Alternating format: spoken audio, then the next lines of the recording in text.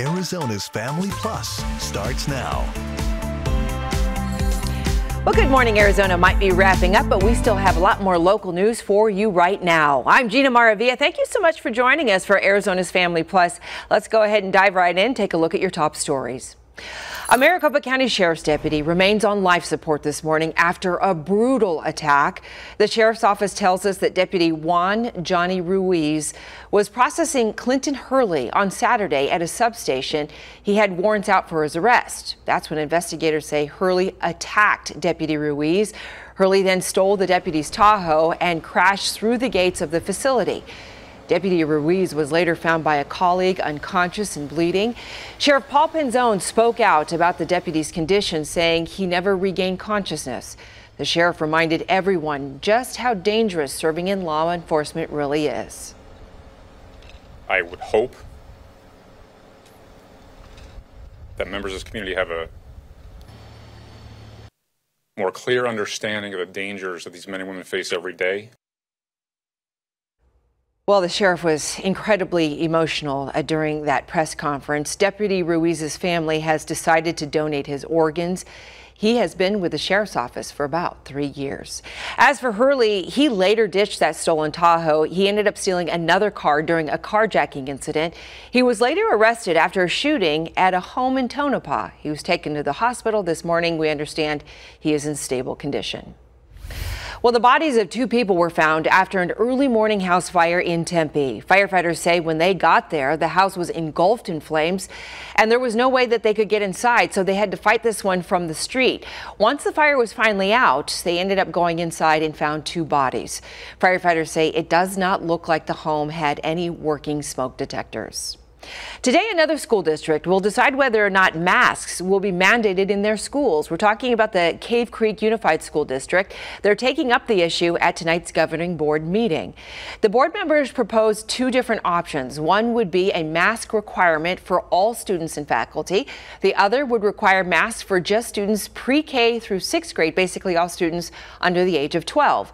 The vote comes weeks after the Arizona Supreme Court denied a request to allow a ban on mask mandates in schools to take effect. For now, that means Arizona Public Schools may require masks on campus. The Cave Creek meeting is tonight at 6 o'clock. Well, Halloween is right around the corner and the clock is ticking when it comes to finding your costume for the big day. And we're learning it's actually best that you try to get your hands on a costume as soon as possible. Otherwise, you might have issues finding exactly what you want. Maria explains what's behind the growing problem. We're inside of Fun Costumes. It's off of Stapley and University. This is the only scary mask that they have inside this shop. So selection is limited. What you're looking at here, they have costumes that you can rent. This is a year-round costume shop, so all the ones out of the bags, those are available. Want to be Elvis? You can be Elvis. Let's talk to Angie Ott. She has owned the shop for 11 years. We know that there's a supply chain demand issue. How bad is it this year? It's pretty bad because, like I said, everything is coming so late. My concern is I'm going to be packed in here in the store with people. I'm going to have boxes coming in, and I can't attend to the boxes and attend to the people, but at the same time I need to get the stock out on the shelves for my customers. So what are you missing? Because your shelves actually look pretty good. I do have a lot of stock. I'm year-round, so fortunately I do have my costumes from last year that I can put out. But everything, the new movies, the new costumes, the new superheroes, that's what everybody's looking for. When a movie changes, their costumes changes, that's what the new next year brings as far as costumes. That's what people are looking for. So how is this impacting you as a business? Are you worried about making, I mean, this is your busiest time of year. Right. I am worried because it's like if I don't get the stock in, I'm not making the money, and I don't want to have to close the business, you know. I want to also have the costumes that my customers are looking for. I don't want them to have to go online. I want them to support, you know, their local costume shop. What are some items that you definitely have?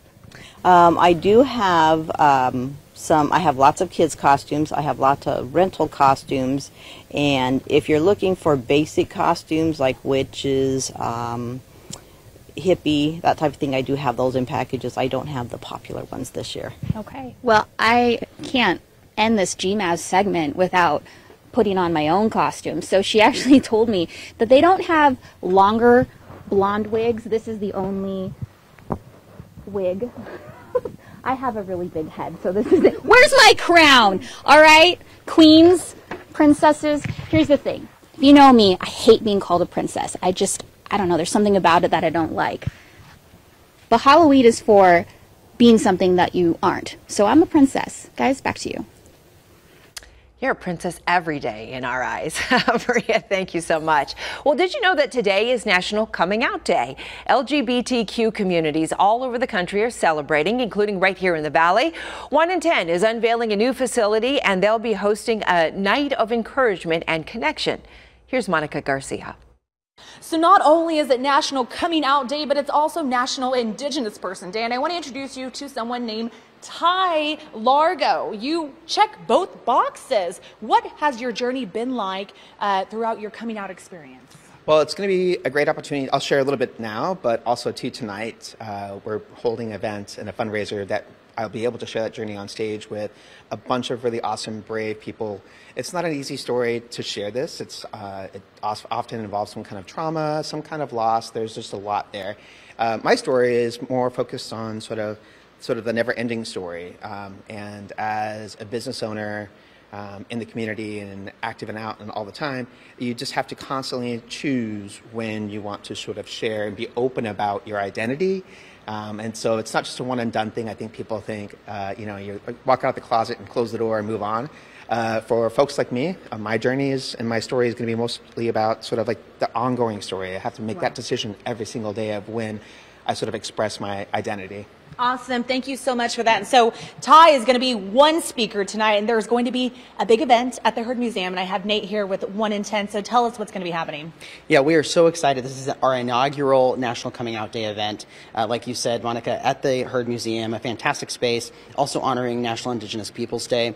It's an exciting time for us to really memorialize some of these stories of coming out. Last year, a longtime supporter and friend of mine passed away in his 70s, and he had an incredible coming out story filled with a lot of really challenging times, but ultimately a really resilient ending. And it's something that I feel like it was lost on us to just lose these stories of our founders, that we stand on their shoulders and enjoy some of our freedoms today.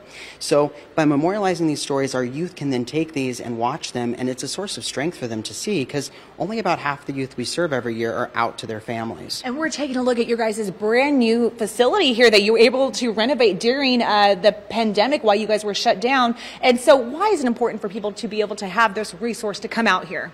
Yeah, special thanks to Discover Card and to Choice Hotels for their grants that made all of this possible, as well as private donors. But it's really critical for our youth to have this safe space to come and to enjoy programs like our suicide prevention programs, as well as just to find a sense of community with one another and give each other that strength to be able to do all of the amazing things that they're capable of. So we're all about resiliency, and that's echoed in the stories that you'll hear tonight at the Heard Museum from 5:30 to 7:30. Amazing. What a great event, a double dipping sort of event for National Indigenous Person Day as well as National Coming Out Day, and that's going to be kicking off tonight at the Heard Museum at 5:30, correct? Correct. Awesome. Tickets available on our website. Tickets available at their website. Just Google 1 in 10. From downtown, I'm Monica Garcia. Back to you guys.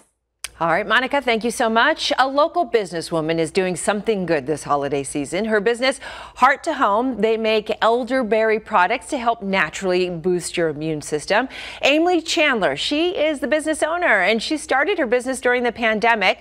While hers took off, she felt bad that others did not, and that inspired her to sponsor a family for the holidays. I've seen firsthand how strongly the past couple of years have impacted families in our area. And so we just really wanted to do something special for a family in need for the holidays. So we're talking Thanksgiving, Christmas, Hanukkah, whatever that may be for you. So we want to kind of start it now and then have it kind of transpire through till the end of the year.